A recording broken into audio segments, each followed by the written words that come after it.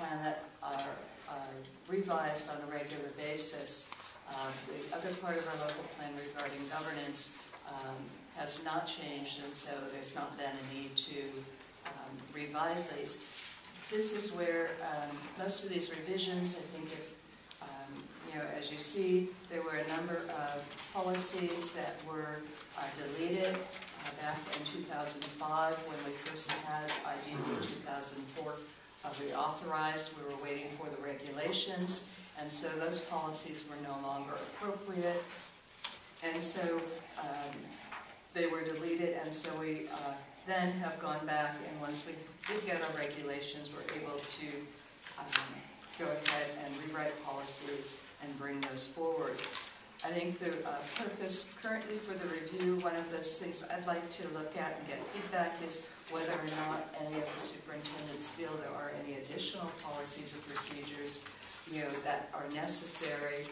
We were able to talk about a couple things with our program people, and we'll take a look at those. And then of course, as anything changes or develops, we look at policies and procedures. But if there is anything you would like to have guidance from WESELPA on, please let me know. Any comments? Maybe as it just relates to procedure, and I think it kind of relates to the goals and objectives. We're seeing a need, at least in our district, for more behavior specialists with just some of the trending things. Is there either an existing policy or procedure, a way the formula works in regards to how support gets allocated out to school sites? Because we're actually entertaining approving the job description so that we can move forward with actually staffing this ourselves, when I think in past practices, or at least in past experiences I should say, that this can be a SELPA function, and so I don't know if there is a weighted formula or a process where if we actually have on a year-to-year basis higher needs in one area where we could actually get the additional support. So I don't know if that's something that we do have, for the longest time we had just one behavior specialist, and a couple years back we hired an additional behavior specialist. It was approved to expand. So we now have 2 behavior specialists for our SELPA-wide. And so they do all of our training in behavior, and they are available to districts. And this year, in the past couple of years, we've basically divided the districts and assigned one behavior specialist to a list of districts, and the other has a list of districts that primary responsibility lies in. However, the 2 behavior specialists have different skill sets, and one is BCBA and has background in autism. The other has background more in emotionally disturbed students. So we're looking at whether or not we may want to change how we use them, because we're ending up with a lot of people crossing over. So we'll look at that. I also talked to our program people because most of the districts use their psychologists as behavior intervention case managers, and now as we're looking at cuts and such, one option that districts may want to consider is to look at maybe a teacher on assignment. Many of our teachers have great classroom management skills and are really good in behavior.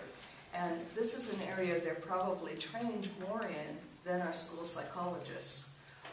Depending on where you get your degree in school psychology, not to say anything bad about our school psychologists, but at the same time, it would be cheaper for you to hire a teacher on assignment to do a lot more of the behavior management than using your school psychologist resources, which some of you may be looking at cuts in that area. So that's just one suggestion, but we will continue with behavior as a focus area.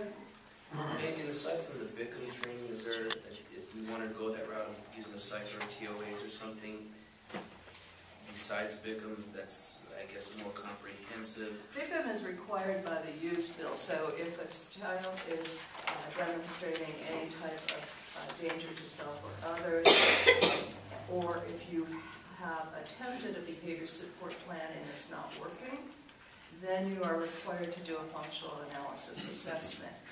So we've been doing a lot of training in that, but I think that we also, it would be advantageous to focus on the lower levels as well. And But is there like a just, you know, to more the proactive, get, you know, before it gets to that level. I guess I need to rephrase my question and probably ask it correctly. Aside from BICM, is there another formal certification or credentialing that, you know, if we were to say, hey, teacher or psych, we want you to be a behavior specialist, and aside from BICM, we want you to do this. Is there something? Right, there's nothing required by law.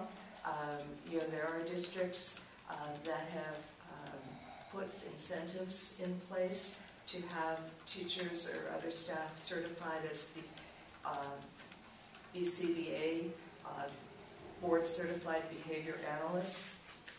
And so that would be something, you know, we could look at. You know, there's not a lot of extra money available, but perhaps, you know, what they usually do is, you know, as people move through their program, they pay them a stipend, and, you know, with the understanding that they make a commitment to continue with the district once they get their board certification for a number of years. But there's also training we do in behavior support plans, but it doesn't lead to any particular certification. I know our parapro training, they were looking at also focusing on one-to-one aids and how to work with our aides in the classroom.